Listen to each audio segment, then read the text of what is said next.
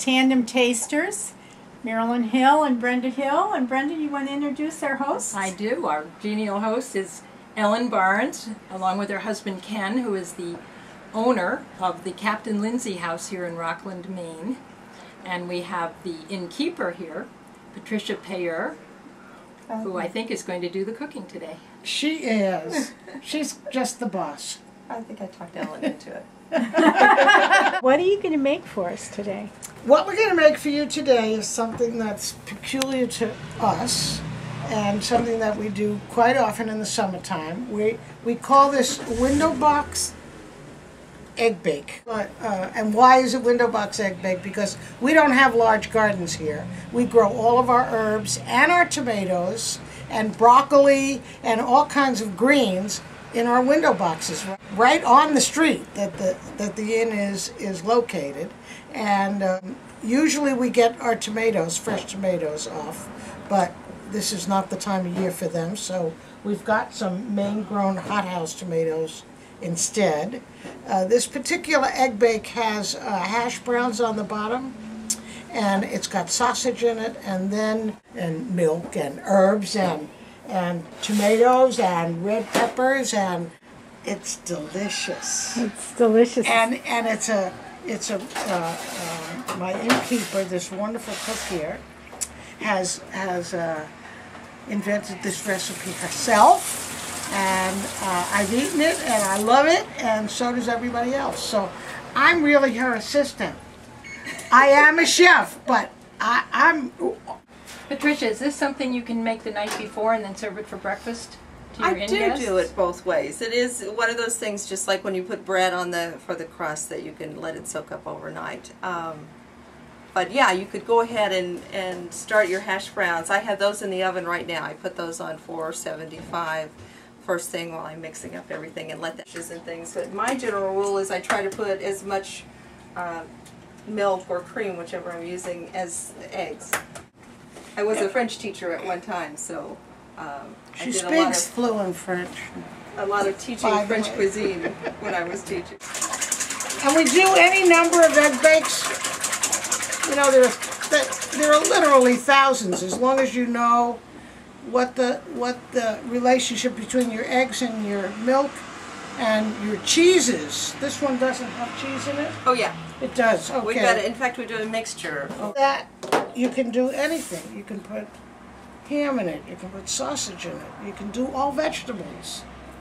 You can do, we had, for 25 years, we sailed the schooner Stephen Tabor, and at the end of the week on Saturday, we would have little bits of all the cheeses that we had served during the week. And we'd save them, and for the egg bake on Saturday morning, all those little bits of cheese would go into the egg bake.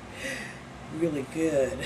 Really good. That would be delicious. Yeah. I'm a cheese lover. Really good. Well, we're cheesy people. We are my family is we're definitely cheeseheads. Well, Ellen, I know you're acting as sous chef today, but you Yes. are a classically trained chef? I am not classically trained. I am I have a daughter who's classically trained.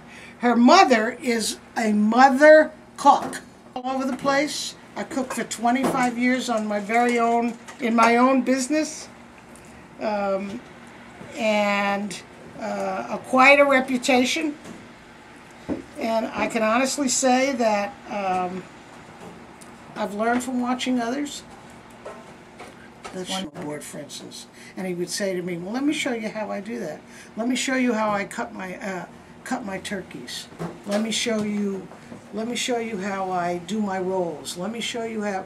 And so, not only was I doing it, but during those 25 years, I was learning as well, which is so great. Well, I think that's how Brenda and I have learned over all of the years of interviewing chefs. Yeah. All over the world, is we've done so many interviews of people preparing, and with each person you pick up different different tidbits. So, is this it, babe? I think it looks great. Shall we throw it together?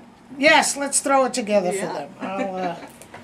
Now I know Ken is a man of many talents. Does he cook also? Ken is a better cook than I am, I think.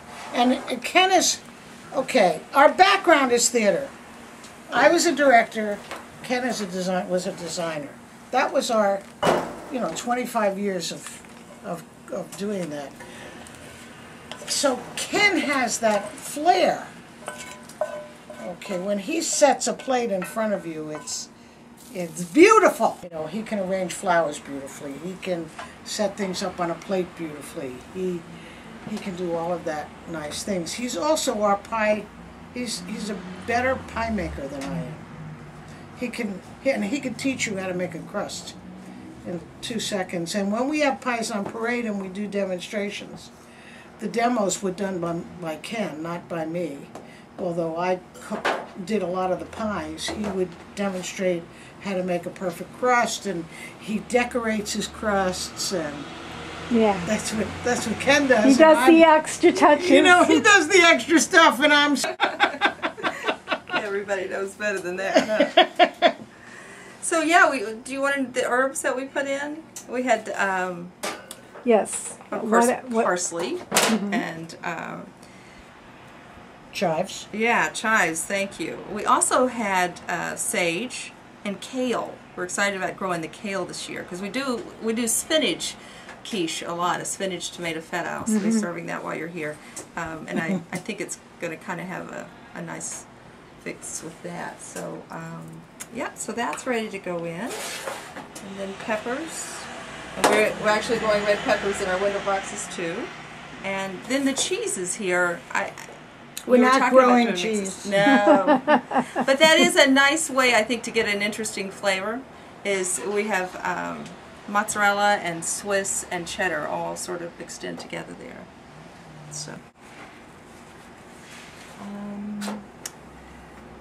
So easy when you're talking to forget something. I know. I I was mentioning before, this is a beautiful towel. Did you just get these towels? They're very nice. No, I just remembered I did put salt and pepper on those potatoes, but I didn't put it in my... Just how much. Be sure and measure it. A scientific... You only measure when you're baking. That's the only time you measure. Because that's more of a science. That's right. But even when you're baking, when my grandma used to make her pie crusts and that, Oh no, Ken. If you watch Ken, he does not measure. was by feel. By feel. Ken learned how to bake pie by watching his mother, who never measured, and he had to make her stop. She would put it in, and then he would go, "Okay, we got to measure. I got to write this down." Here you go, my darling. Would you like me to pour it in? There you go. The French have an expression called mettre la main à la pâte, which you were talking about. You've got to feel for the dough in order to know when it's ready. You have to put your hands in the dough. And there's never enough cheese, is that what we said? Never enough cheese. No such thing.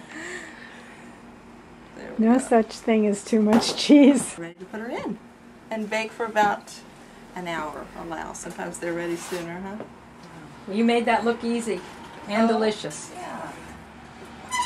Thank you. When we do it every morning. And when we do, the egg bakes that you do, that you put old bread in the bottom, I'm sure you've heard of them. Yeah. You definitely put those together the night before. Yeah.